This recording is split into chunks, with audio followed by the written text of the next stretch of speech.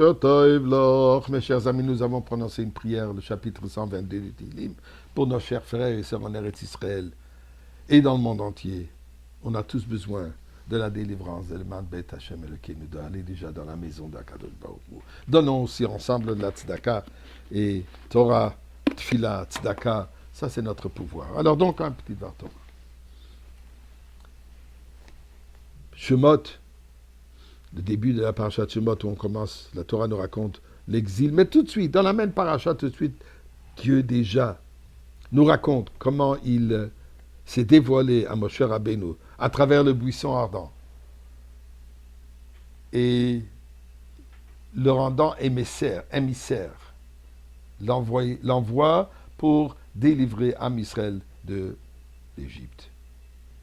Rashi nous raconte pendant une semaine entière,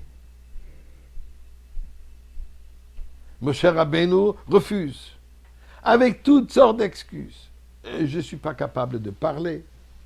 Mon frère Aaron est plus âgé. Lui, il est déjà été prophète. Jusqu'à finalement, Moshe Rabbeinu prononce ces paroles-là. Shlach no biyati shlach.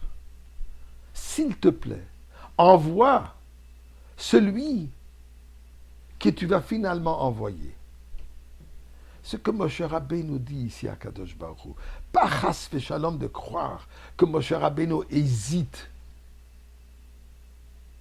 de l'importance de la mission pour qu'il aille. Chas v'shalom de penser que Moshe Rabbeinu, une semaine entière, il est en train de retarder la délivrance d'un juif, d'Am Israël de Mitzrayim. Moshe Rabbeinu, dans son amour absolu pour chaque juif, c'est sûr qu'il refait tout pour précipiter, pas pour retarder. Mais ce que Moshe Rabbeinu dit à Kadosh Baruch Hu, je sais, je vois, que moi, ce que je vais faire, je ne vais faire qu'une partie de cette mission. Effectivement, on va les délivrer de Mitzrayim. Mais qu'est-ce qui va se passer après? Ce ne sera pas encore la goula finale. Je vois tout de suite qu'il y aura encore des millénaires de souffrance, d'exil. Alors dit Shlach no biyati shlach, envoie celui que tu vas envoyer finalement, envoie Mashiach maintenant. Ne tarde pas, ne le repousse pas pour plus tard. Et là, Dieu, comme il y a marqué, Dieu se fâche avec Moshe Rabbeinu, il lui dit, mais c'est toi qui commences le processus. C'est un processus qui prend du temps. Je voudrais bien les libérer, les délivrer et les amener tout de suite vers la délivrance absolue. Mais ce n'est pas comme ça que ça se passe. Malheureusement, il va y avoir un long processus, et comme nous le voyons, 3 millénaires et demi, presque.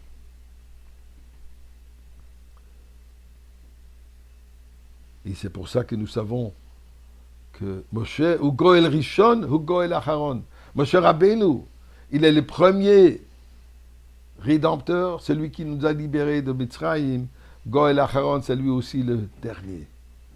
Donc Moshe et Mashiach sont unifiés, sont réunis.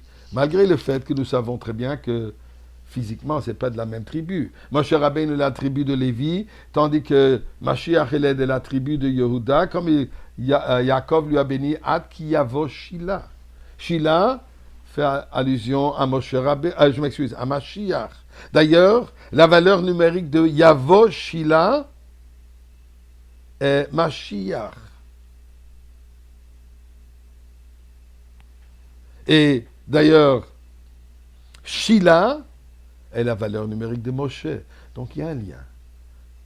Mais le lien est plutôt à un niveau spirituel. Que l'âme de Moshe Rabbeinu va se manifester dans le corps de Mashiach et atteindra encore un niveau supérieur que celui pendant qu'il était juste chez Moshe pour conclure le processus de la délivrance. Et là nous trouvons une Gemara extraordinaire. La Gemara Shabbat raconte que le Satan voulait savoir ce qui est arrivé avec la Torah. Alors, Halach etzel Moshe, la Gemara Shabbat, la page 89. Le Satan, il est parti chez Moshe Rabbeinu. Dis-moi, la Torah que tu as reçue, où est-ce qu'elle est? Et Moshe Rabbeinu évite de lui répondre. Il dit, tu me demandes à moi? Là, Dieu dit, un instant, pourquoi tu évites de lui répondre? Oui, dis-lui, Zichru Torah Moshe Avdi. La Torah, elle est nommée à toi.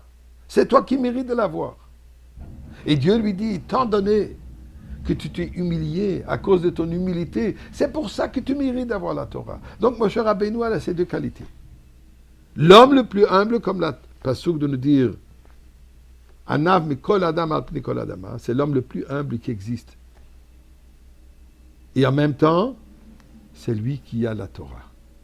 Moshe Mashiach aussi a ces deux qualités.